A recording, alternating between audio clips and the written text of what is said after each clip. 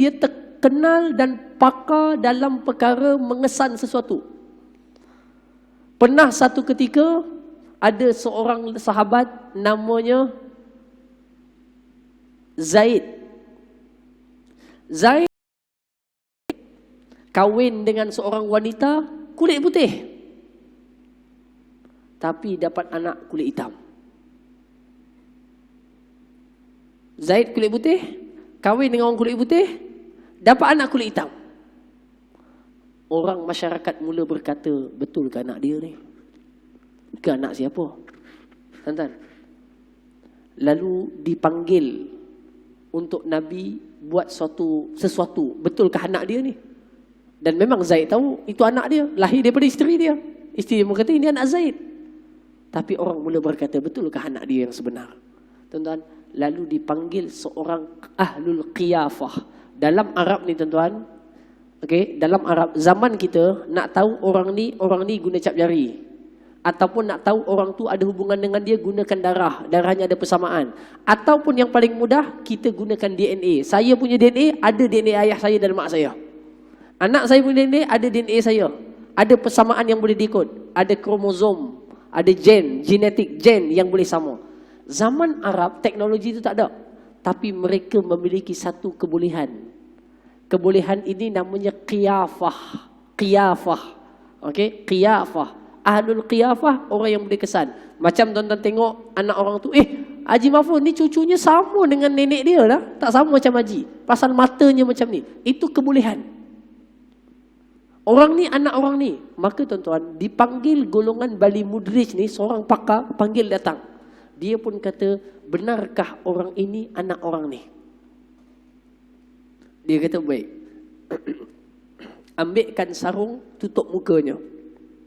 Supaya jangan tengok ketang muka. Tutupkan badannya. Tuan-tuan, kemudian rapatkan kakinya. Maknanya kaki ayah dia rapatkan, kaki anak dia letak sebelah. Tuan-tuan, lalu dia pun tengok tapak kaki tu. Dia tengok tapak kaki. Dengan ilmu yang dia ada, dia tengok. Dia kata, ini daripada ini. Tapak kaki ni memang ada persamaannya dengan tapak kaki ini. Maknanya apa? Ini anaknya orang ni. Betul. Nabi gembira dengan jawapan itu, dengan kebolehan itu. Maka ini namanya kebolehan Bani Mudrij. Dan mereka ada juga kepakaran untuk mengesan tapak kaki perjalanan orang di padang pasir. Maka tuan-tuan, ketika Nabi berhijrah ke sana, dalam perjalanan hijrah tadi, tawaran pun keluar. Nabi SAW terus berjalan. Tuan-tuan, ada seorang lelaki yang sangat tangkas dengan kudanya dan hebat ilmunya di padang pasir. Namanya Suraqah bin Malik. Namanya Suraqah bin Malik. Suraqah bin Malik ni tuan-tuan, dia sahut cabaran tadi. Sebab apa? Sebab habuannya besar. Tuan-tuan, mana tak? Dapat 500,000 tuan-tuan. 1 juta. Banyak. Suraqah nak dapatkan habuan tadi. Dia mengambil cabaran itu dan nak pergi kejar Nabi. Tuan-tuan, Nabi biasalah jalan. Daripada Gua Sur jalan, terus jalan, terus jalan, terus jalan. Dalam perjalanan itu tuan-tuan, Nabi SAW lapar. Sayyidina Abu Bakar pun lapar dan dahaga. Lalu mereka mengharapkan dalam perjalanan tadi, jumpalah mana-mana tempat untuk mereka dapatkan makanan. Tuan-tuan, Sayyidina Abu Bakar ni, dia pergi Madinah, ada riwayat menyebut dia bawa duit banyak, 5,000 dirham. Duit Abu Bakar ni memang orang kaya. Abu Bakar ni seorang sahabat yang kaya. Nabi ada sahabat yang kaya, Nabi ada sahabat yang miskin. Abu Bakar termasuk dalam golongan sahabat yang kaya. Dia banyak membebaskan hamba. Dia beli hamba, bebaskan. Beli hamba, bebaskan. Sebab itu Abu Bakar digelar sebagai atiq, orang yang banyak membebaskan hamba. Sayyidina Abu Bakar jalan dengan Nabi dalam keadaan lapar dan haus. Duit walaupun ada, tapi kalau makanan tak ada nak beli macam mana? Dalam perjalanan tersebut, bertemulah keduanya ini dengan satu kemah. Dan mereka mengharapkan kemah ini ada orang yang sudi memberikan makanan, kurma ataupun daging. Pergilah Nabi dengan Sayyidina Abu Bakar ke khemah tadi. Sampai di khemah tersebut, didapati seorang wanita ada dalam kemah itu. Wanita itu bernama, digelar sebagai Ummu Ma'bad. Wanita tu namanya Ummu Ma'bad. Nama sebetul dia Atikah. Okey, ingat tuan, nama sebenar dia Atikah. Tuan-tuan, lalu dikatakan kepadanya apa hajat dan tujuannya tadi. Apa jawab wanita ini? Dia kata, suami saya tak ada di sini.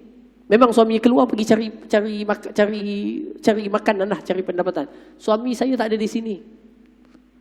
Waktu tu pula bukan waktu masaknya buah yang boleh diberikan makan. Dia kata apa? Saya hanya memiliki, adalah kat luar tu seekor kambing. Nabi pun nampak, Sayyidina Bakar pun nampak. Kambing betina yang dah tua. Kambing betina dah tua. Bila tua tuan-tuan, maknanya menopause, tak ada susu lagi dah. Tak beranak. Tak ada susu. Kalau boleh nak ada susu. Tuan-tuan, dia kata ada kambing tua, tak ada susu dah. Nabi minta izin, boleh tak kalau Nabi pergi kepada kambing itu? Dia kata silakan. Tapi itulah kambing yang ada. Tuan-tuan, wanita ini melihat gerak-geri Nabi. Sampai ada satu riwayat hadis. Riwayat wanita ini ceritakan tentang karakter Nabi. Maknanya wanita ni bila dia tengok, dia terpegun. Dia tengok perwatakannya, cara bercakap yang baik, akhlak yang mulia. Dia tengok betul-betul Nabi. Sampai dia boleh describe balik semula Nabi itu. Tuan-tuan, dekat suami dia. Bila Nabi datang, Nabi pergi dekat kambing tadi. Nabi pun mengusap-usap kantung susu kambing tadi. Usap. Dan mulutnya membaca sesuatu. Wanita tu kata, mulutnya membaca sesuatu. Tiba-tiba kantung susu yang kering lah tadi, tak bersusu, tiba-tiba kantung itu menjadi penuh dengan susu. Kambing tua dah. Sayyidina Abu Bakar As-Siddiq radhiyallahu taala anhu mengambil bekas air. Tuan-tuan jangan tanya saya, Ustaz, bacaannya itu apa? Tuan-tuan mesti nak buat dekat lembu ke dekat apa ke, tuan?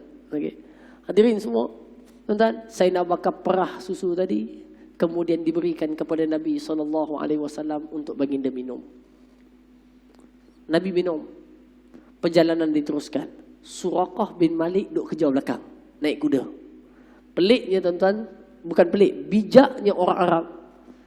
Biasanya kalau dia kejar sesuatu, macam nak memburu ke apa, dia akan siapkan panah dekat belakang, terhunus.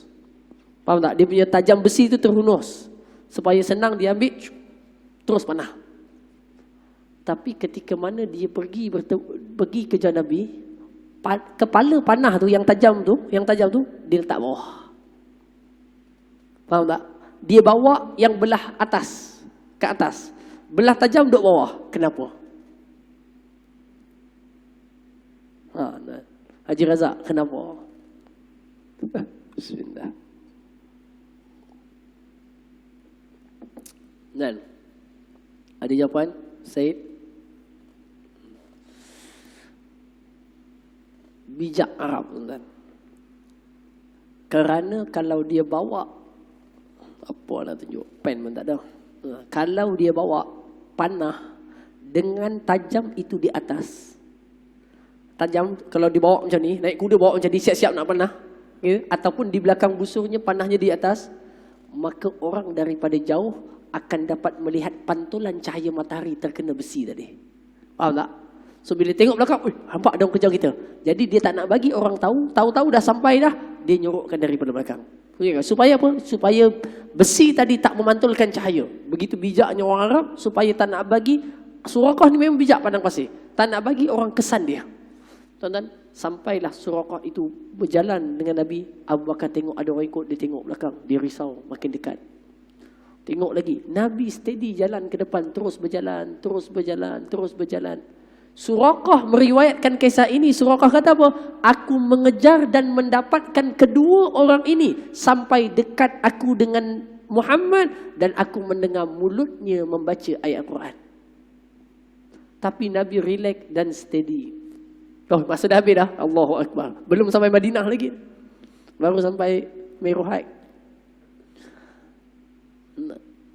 Maka dalam perjalanan itu, tuan-tuan, dalam kejar itu, tuan-tuan, berjaya mendapatkan Nabi SAW, tuan-tuan. Tapi bila dah dekat je dekat Nabi, dua kaki kudanya itu terpelosok ke dalam pasir.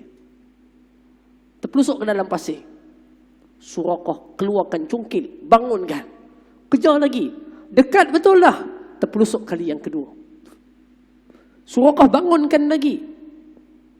Kejar lagi sampai dekat, terpelusuk lagi. Lalu Suraqah kata, wahai Muhammad, nanti aku mengetahui yang buat ini bukan kau.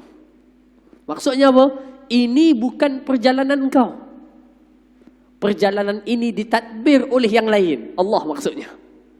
Maknanya ini bukan perjalanan engkau, tetapi perjalanan ini adalah perjalanan yang dijaga oleh Allah Ta'ala. Aku tahu itu.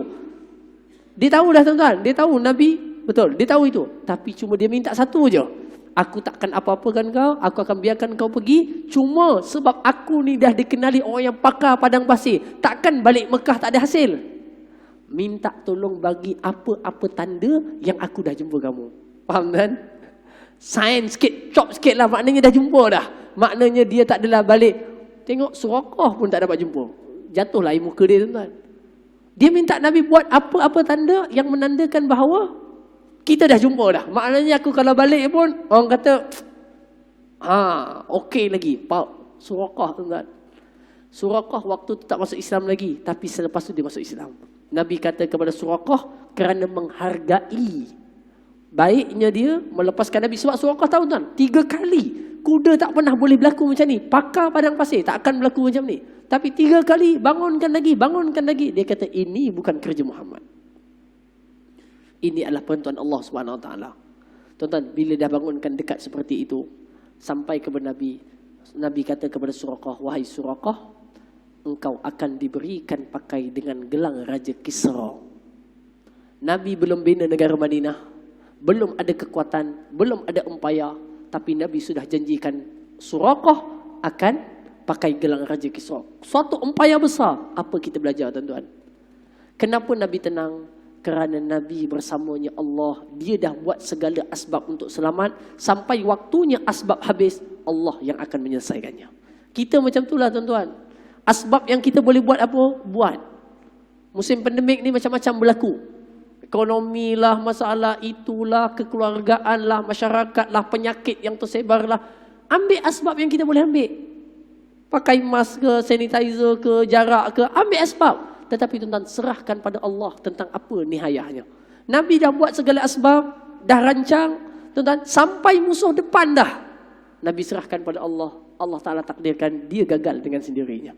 Ini tuan-tuan namanya ma'iyatullah, kebersamaan Allah. Sebab itu orang yang sudah hidupnya dengan Allah, pergantungannya kuat kepada Allah, keyakinannya kepada Allah, maka dia akan berada dalam ma'iyatullah, kebersamaannya dengan Allah Subhanahu Wa Ta'ala. Tuan-tuan yang saya kasih sekalian, 2 minit lagi. Tuan-tuan yang saya kasih sekalian, baginda Nabi SAW berikan janji kepada Suraqah akan dipakaikan. Sedangkan Nabi belum bina negara. Apa yang kita boleh belajar? Orang Islam dan orang beriman dalam hidupnya mesti selalu optimis. Nabi belum sampai Madinah, tapi Nabi kata kerajaan Kisra akan jatuh, gelang dia engkau pakai. Kisra ni tuan-tuan, kalau kita boleh bayang sekarang, seolah-olah kita kata apa? Presiden China akan jatuh dan kita orang Islam akan pergi ambil kod dia, pakai. Kalau suasana sekarang macam mustahil, Malaysia negara yang kecil, nak kalah Korea pun kita bermasalah, apatah lagi China yang besar. Tapi tuan-tuan, Nabi optimis. Orang Islam perlu ada sifat itu. Sifat apa? Optimis, positif. Kita boleh berjaya. Kita boleh pergi jauh. Kita boleh menawan ini. Kita boleh. Jangan Allah tak boleh. Nabi mengajarkan umat Islam dengan sifat optimis. Walaupun Madinah belum dibina, tetapi Nabi kata Kisra akan jatuh, engkau akan dipekaikan dengan Raja Pasir. Orang Islam kena ada sifat itu. Mudah-mudahan insya-Allah taala. Tadi saya jumpa seorang engineer. Tuan-tuan, engineer dah ada IR dah.